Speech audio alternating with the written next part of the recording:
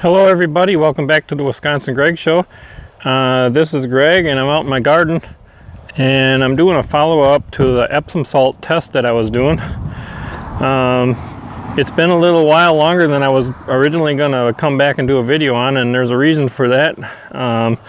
If you remember, if you haven't watched the video, first go and watch the first part. I'll leave a link down below so you can go check it out.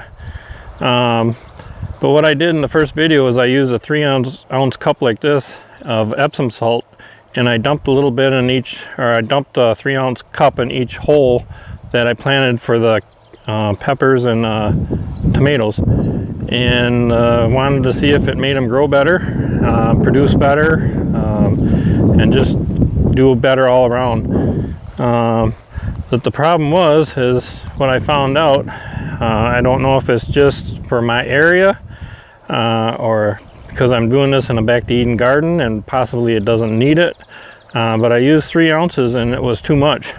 It actually burnt them, and it took them a while to recover. They did come out of it, but it did burn them, like a fertilizer burn.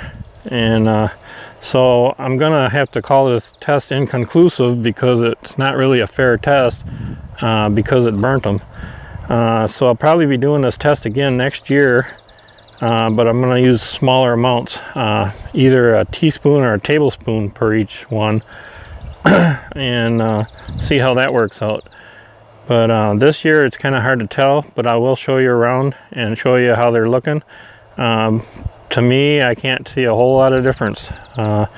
It might have been different if it didn't burn them and hold them back though. So we'll try again next year. But I'll show you around here. I know some of you have been waiting for this video. I got a co-worker at work. His name is Dan, and he's been chomping at the bit, waiting to see what I'm going to say in this video. So I thank him for getting me motivated and keeping me going.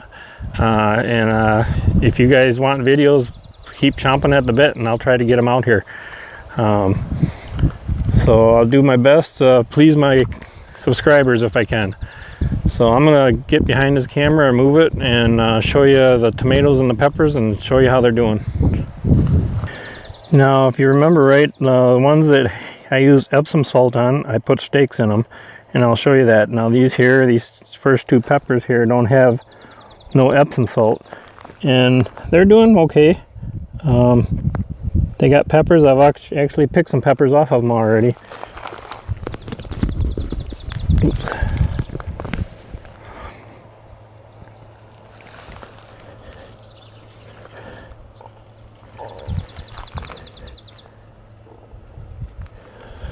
And here's one with a stake which had Epsom salt, and as you can see, it's pretty much the same height as this one here that didn't have any Epsom salt, but it's a little behind on getting peppers.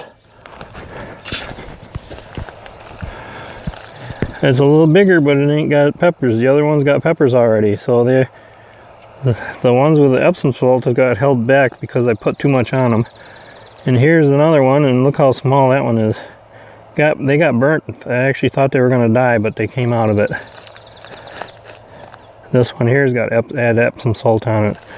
So did this one. But then you got these here that didn't. This one's bigger. These are bell peppers at this end. But then you got this one here that's smaller. So very inconclusive. Very hard to tell. We'll go on to the tomatoes. Now the 2 with the stakes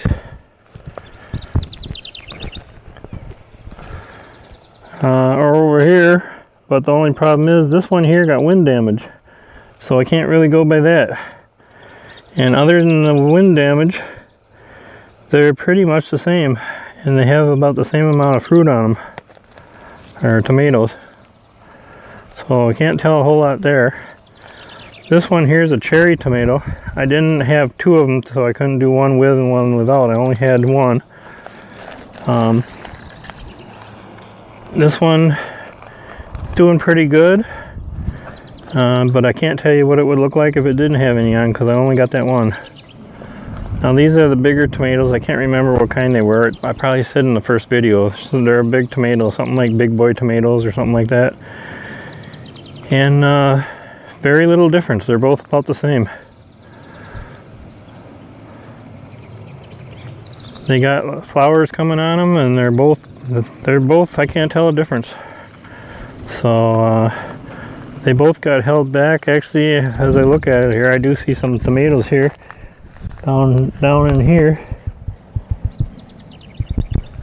But I don't see any tomatoes on the ones that I used the Epsom salt on yet. And that's probably because they got burnt and held back a little bit, so they're a little bit behind. Now, just for the heck of it, when I was doing the Epsom salt test in the garden, I took in this pretty big area, probably about 5 by 5 feet square area right here, right where I'm shooting you here, and I spread it out in the field. I just was curious if it would make any difference on my corn in the field, my field corn, and it did not make no difference. Now, I don't know if Epsom salt would help that or harm it, but it didn't make one bit of difference. It's not taller, it's not shorter, didn't do nothing. So maybe my area doesn't need Epsom salt. I'm not sure what the deal is with that. My recommendation would be to try it in your area first and see if it makes a difference or not. Some areas might be lacking in it and what's in Epsom salt, and some areas might not. So I'll try again next year.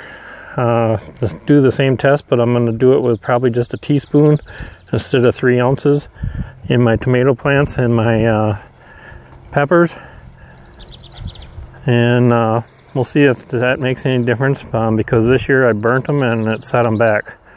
So I'm going to have to call this test inconclusive for the 2018 season. So just wanted to thank you all for waiting, and I hope this helps any of you with questions about Epsom salt. So we'll see you next year on the Epsom salt test. And thank you for watching, and have a wonderful day, everybody. Bye now.